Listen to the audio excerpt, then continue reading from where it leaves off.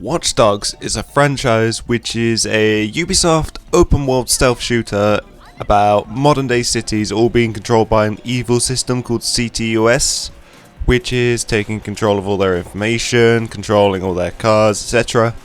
In Watch Dogs 1, which that was a very highly anticipated game when it released, it wasn't received very well because it was another overhyped No Man's Sky scenario, which is now the game I'm going to refer to every time a game is overhyped and underdelivers. But in Watch Dogs 1 you played a very boring vigilante, but in the second game you play as a guy who's in a young group of hackers who just want to hack just for a bit of fun or just to expose their opinion or expose something which is fraudulent. They don't actually have any intentions to kill anyone at the start, which makes the presence of guns that you can just 3D print on the fly from your base. Yes, you can 3D print guns in the game. With that kind of story, it just makes it a little bit weird. In fact, you playing the game non-lethally would actually be the most appropriate way of playing the game. But anyway, I played Watch Dogs 1 on launch, and I don't recall it being a particularly bad game. I seem to enjoy my time with it. I didn't hate it as much as everyone said, at least, but I never seemed to want to play it again after I'd beaten it, so I guess you could say that. I received Watch Dogs 2 unexpectedly for my birthday, which was at the start of January, and I've really enjoyed my time with it. This is only going to be a brief review because the game is a few months old now, so I'm going to be making a full review when other games are releasing wouldn't be practical. And also I've still got another few games I need to review, so this is just going to be a quick one just to get it out of the way. But basically, this is what Watch Dogs 1 should have been. It's got a lot more style, satire, campiness to it. It's wackier, and the hacking is a lot more enjoyable. It's a lot better. You've got multiple options. You can't just mash a button like you could in the first game. You've actually got to choose it. So you could either raise bollards, shut the bollards down, or if it's something like a gas pipe, you can either set it to distract people that are around you, set it so it explodes when people are in the proximity in the area, and or just explode it then and there. So the characters, including the main character, are very enjoyable. A lot more enjoyable than the first game. The music is a lot better when you're driving around. The game lets you fly around in a little quad rotor, which it's a small thing, but it's actually a lot of thing to do in a non-scripted open world game. You don't have too much range on the quad rotor, but you can have a look around areas and it's quite fun. You can't hack too much with it. You can hack some things, but when you need to go up to actual terminals, you can't hack it using that. So I guess that stops things from being too easy. You can't just beat the whole level by flying around and doing everything you need to do. But you've got a lot more things you can hack. You've got multiple methods of hacking items and getting through levels, and it's really fun. You can use forklifts, you can use the portable list, which you see in movie theaters. You can even control cars, and you can just send a car to fly off to the left or fly off to the right, which can be quite funny if you're driving along a long road and suddenly like, oh, get out the way. So that's quite fun. The hacking minigame that was in the first game, where you had to turn the little pipes, that's back, but that's just not a big display like it was in the first game. That's now in the actual open world, and you can now see it on the surfaces, which is actually a lot of fun. I thought that was very cool the first time I see it, and it makes it a lot more interesting. So you've actually got to look around and maybe use the quad rotor to fly around and have a look.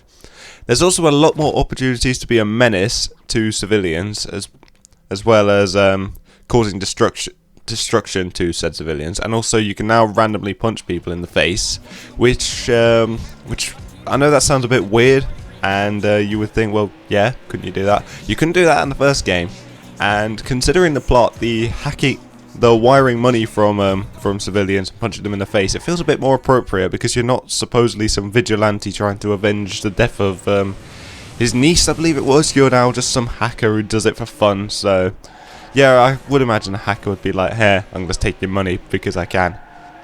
What I thought was cool was one mission where it was implied that your hacker group in the game, it's been virused, and you start seeing weird things on the HUD, like cats walking across the screen and giving you cheeky grins, etc. That was quite cool. I didn't really expect to see that, but I guess it was appropriate considering the nature of the game. Like, your HUD's been hacked. It was a third-person game, so it probably would have made more sense if it was a first-person game, but it is a nice feature nonetheless. I think that was very cool. I believe Saints Row 4 did something like that, where at a moment in the game something changed and you had to complete a mission to solve the thing that had changed, because the thing that had changed was distracting you from actually progressing in the game. And also the quad rotor, that's a nice addition. I'm glad they put that in the game. And yeah, you'll probably see in the gameplay what I said about the when you start seeing weird things on the screen like cats and stuff. You'll probably see that in the gameplay, because I did capture some gameplay when I was at that moment. As for the graphics, textures are lovely. The shadows and lighting are about what you would expect from a Ubisoft game, so they're fine. Yeah, they're what you would expect from a game in 2016. They're not terrible. And the textures are nice, I will give it that. The textures are very, very nice to look at, and there's nothing that makes you go, ew, what the hell is that? With all of that out of the way, I would actually like to quickly talk about Ubisoft's history. So, around the PS2 age, Ubisoft are brilliant, releasing some excellent stuff. Their first entries and new IPs were always a little bit bland, but they always seem to improve things in the next entry. Some of the games I love, but others I have found bland and boring. Pretty much the rule is the first game in the franchise is almost always a bit and the second game tends to improve it. Then after that, they can either go two directions. They either continue being brilliant or they go a bit downhill. So Assassin's Creed 2, brilliant, but I didn't like Brotherhood, Revelations or 3, nor Unity or Syndicate. We'll get to 4 in a minute. I loved Far Cry 3. Didn't really get into 1 and 2, although I did say 2 was the rule that 2 was good. I think 2 was well received, but I just never really gave it the time. I didn't like 4 and didn't like Primal. Especially I didn't like Primal. I thought that was boring as all hell.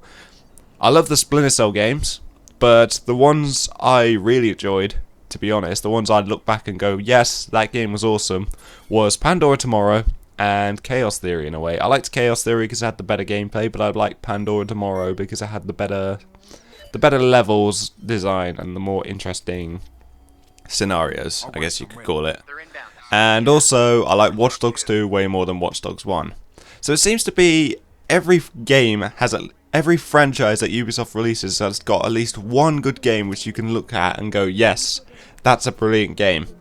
So that applies with Assassin's Creed 4, Far Cry 3, Driver San Francisco, and Watch Dogs 2. To be honest, it honestly feels like there seem to be like two groups at Ubisoft. They're the ones that just want to be corporate and make the same game over and over just to appeal to the people who want more of the same, or just because they need to make something quick and they don't take the time to make it enjoyable. Then there's the other team which put fresh spins on the games, don't take their games too seriously, and they make games which were considered a bit bland and they turn them into something absolutely brilliant. So, like I said, Far Cry 4, Assassin's Creed 4, Driver San Francisco, or Far Cry 4? No, Far Cry 3, Driver San Francisco, and Watch Dogs 2. So, Far Cry 3 was good because it had the whole hunting jungle mechanic, and the whole map was unlocked, where the whole map was unlocked. Story and the settings were good enough, and the main villain, need I remind you about Vaas in Far Cry 3, how good he was. As for Assassin's Creed 4, that ditched the whole boring history thing and politics and sign this paper and started being silly with pirate ships and collecting sea shanties as you sail around the Caribbean. And it's just as fun as it sounds. I really enjoyed Assassin's Creed 4. In fact, talking about it makes me want to play that again. I think that's one of Ubisoft's best, actually. In fact, I think that's the best, because Assassin's Creed 4, I don't know what they did with that, but 4 was just remarkable. Driver San Francisco, that introduced the car swapping mechanic, which allowed you to just shift between any car on the fly to complete side missions, etc. And it was a lot of fun. The cars handled great. And Watch Dogs 2, what they did is they ditched the serious heavy tone of the first game and made it a more light-hearted tone where the stakes aren't as high. It's more like you're hanging out with goofy 20-year-old friends than trying to avenge the death of your niece, which, and also being a vigilante when he felt like it in the first game. Yeah, the first game's first main character wasn't great. Thank God the characters were improved here.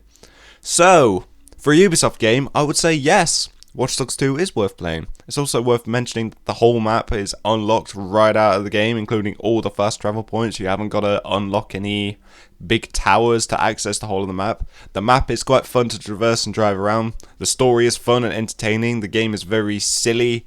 And as a computer technician, I found some of the moments very amusing to play. And I actually understood some of the terminology they were using, which was quite fun as well. It is a lot harder than most games are nowadays, actually. That is in the normal gunfights, probably to encourage the use of stealth. You can beat missions by driving and or flying with your drones, and also you can play the game as a shooter, as a ghost, or someone who is stylish. I chose stylist because, well, that encourages the use of drones and robots and hacking and stuff, and it was just the wackiest and most appropriate for the character. You can even beat the game without shooting or killing anyone if you're good enough. You do get a stun gun, which you can use the whole of the game. You can upgrade it as you go through the game. And, also, you can replay main missions. Wow. When do you see that in an open world game? Even GTA 5 didn't get that right. It was quite sad to see that poker had gone. That was a bit of a shame. That was the best part of Watch Dogs 1, but they didn't really need it. Another problem I have, driving with bikes is a bit dodgy, because the handbrake, it doesn't seem to let you drift, so it's quite hard to drive around corners when you're on a bike. The cars are fine with a good sense of speed, especially with the sports cars. You've probably seen the gameplay. I actually saved up my money and got a really expensive car in the game, and it's a lot of fun to just drive that around. You can cool the cars at any time and drive it around through the map, and you can add custom skins. So I bought high class. I guess it's kind of like a Lamborghini kind of thing, and I just put the DedSec skin, which is the name of the hacker group in the game, and I've now got that to traverse the world with, and it's a lot of fun. You get a brilliant sense of speed with the cars, and it's great fun to drive around the world in the cars. It's very chilled out, but just like GTA. One problem I have with the game is that the physics are a bit broken. Yes, this is Ubisoft, so it's got to have its fair share of bugs. There's been a few times where I've glitched through the world, or I've seen an NPC glitch through a world, which has been very annoying. And also, as you can probably tell by the gameplay showing on screen right now, cars react quite badly with bollards in the game. So, that's pretty much it from me. Watch Dogs 2 is worth playing, absolutely, and it's definitely much better than the first game. And overall, I had a good time with the colourful sandbox and silly story.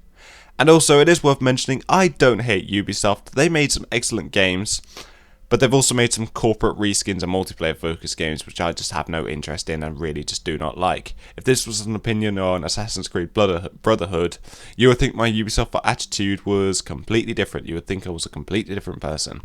But overall, Watch Dogs 2, pretty damn great time. You can expect 30 hours worth of game here.